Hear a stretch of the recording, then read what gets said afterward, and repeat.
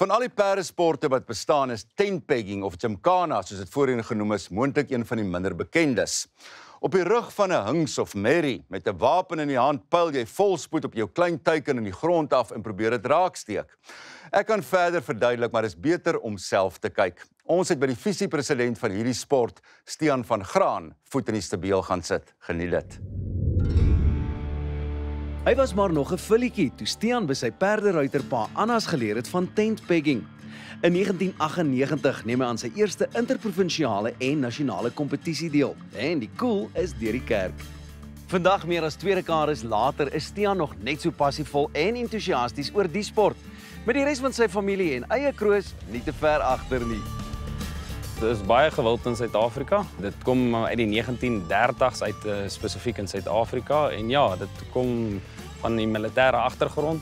Grotendeels het hulle dit begin om hulle oorlogsvernuf te verbeter. So in die ou dae, veral in Suid-Afrika, was dit bekend as gymkhana. Die internasionale naam daarvoor is tentpegging. En hoe gewild is hierdie sport wêreldwyd? Jy weet, hoeveel lande sal tipies deelneem as hy nou op internasionale vlak gaan deelneem? Die sport is baie gewild.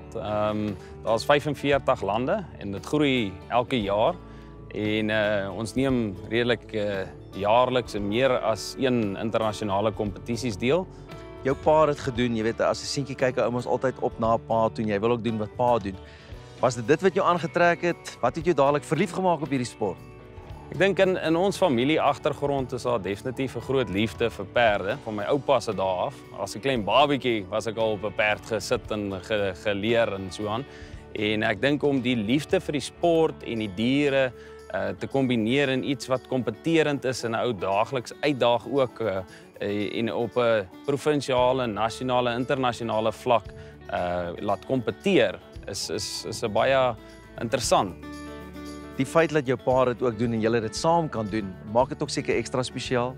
Te doen op hierdie stadium is die hele familie betrokke. Dis my pa, ek en my 2 susters en die kleinkinders is so besig en binnekort sal hulle ook seker in die sport intree. Maar ja, ons ry as 'n klapspan, ry ek en my pa en my 1 suster saam. Dit is 'n ongelooflike ervaring om so iets op so wye ouderdom almal steeds te kan kompeteer en deelneem, maak dit iets baie spesiaal. Toe ek op 32 my rugby-stewels opgehang het ek toevallig een Saterdag by 'n klub waar my perd geloop het, opgeëindig en my eerste pen daarso raak gesteek en dis vandag die beste deel van 35 jaar later. Wow. So dis maar hoe dit begin het. Ons hele familie doen hierdie. Dit is 'n familiesport. So te dank aan dit het ek nou maar deel geword en ek geniet elke oomblik daarvan. Ons praat van jy's gehoek. As jy eers gehoek is, ongeag of jy 'n sosiale ruiter of 'n nasionale ruiter is, dit gaan oor die genot wat jy uit die perdry kry en ook uit die familie se saam. En 'n mens maak baie goeie vriende, die hele land vol. Wat maak julle van, jy weet, Stian se suksesse en dinge? Ek is baie dankbaar. In 2023 het al 3 my kinders nasionale klere gekry. Wow, dis almal lekker trots, nê? Nee? Ja. En wat het dit vir julle beteken ook, Els? Dit was seker amazing. Dit was ongelooflik om daai bond te kan hê dat ons al 3 vir pa so kon trots maak en dat ons almal die geleentheid gehad het om dit te kon doen, was ongelooflik.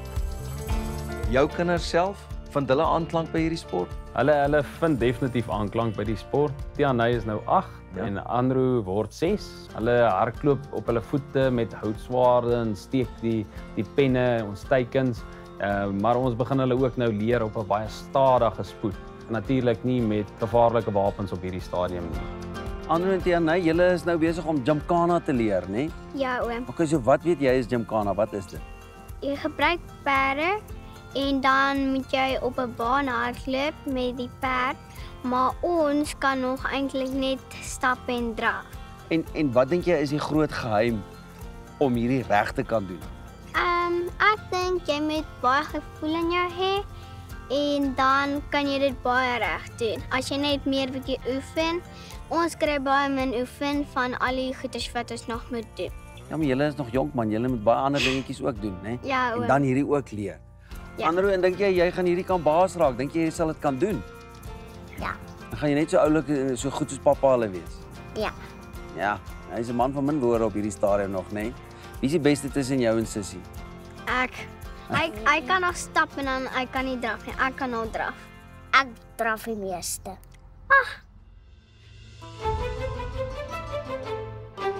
So daai wapens is gevaarlik, né? Dis nie net sommer daar vir die show nie.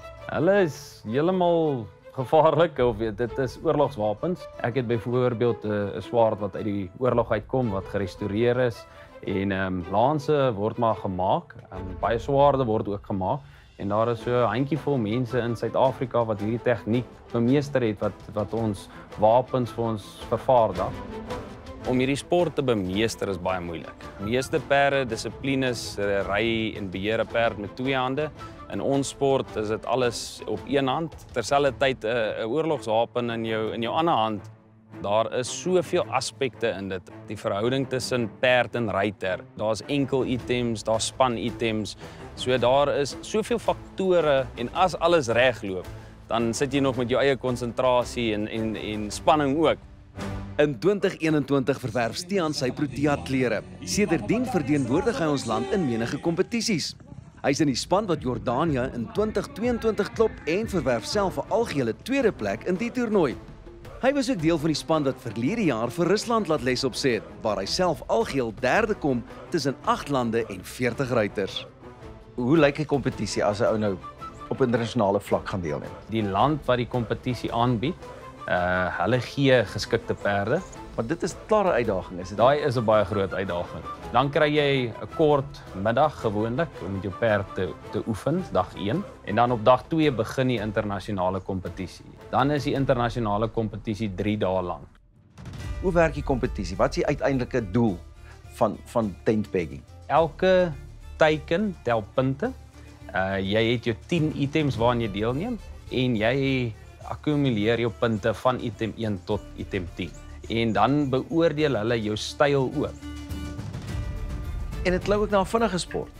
Baie vinnig, vandat jy in die baan afkom en kan presenteer totdat jy jou teiken tref, is so gemiddeld 3 sekondes. Dis op 'n spoed van enigiets gewoonlik minimum 42 km/h en vinniger. Dit vat baie konsentrasie en jy moet baie goed outomaties doen sonder dat jy eintlik daaroor dink.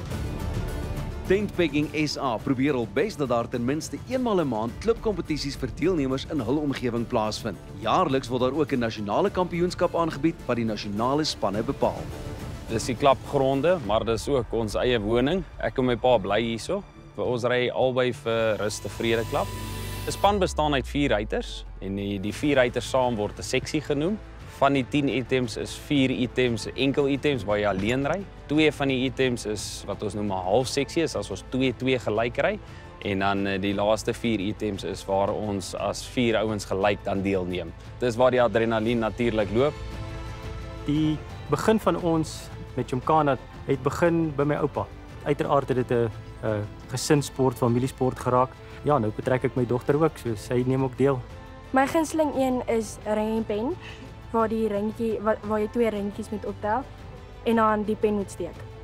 Ek dink nie daar's enige ander dier wat jou kan lees of jou kan voel soos wat hulle doen nie. En die koneksie, mens kan dit nie beskryf nie. Hy kies om jou te volg. Jy maak hom nie. Hy doen dit want hy wil. Dis amazing. Jy kan slegs presteer as jy en jou perd mekaar vind. Die oomblik wanneer dit gebeur, dan outomaties begin jy presteer en dis natuurlik ook lekker. Wat se toekomsdrome het jy met hierdie sport? Die laaste 2-3 jaar het baie van my drome gerealiseer in die sport. Waar ek is op hierdie stadium het ek nog nie in 'n wêreldbeker deelgeneem nie. Ou werk daarna toe. Jy hoop om jouself so voor te berei dat jy in die span kan wees en natuurlik Suid-Afrika in die wêreldbeker te gaan verteenwoordig. 'n Perdesport van 'n ander kleur en duidelik nie een wat in elke ou se broek sit nie. Maar kom ek stel dit so. As tegnologie ons dalk nou in die steek moet laat en 'n middeleeuse oorlog breek uit, gaan ek maar net te dankbaar wees om Stian van Graan aan my kant te hê.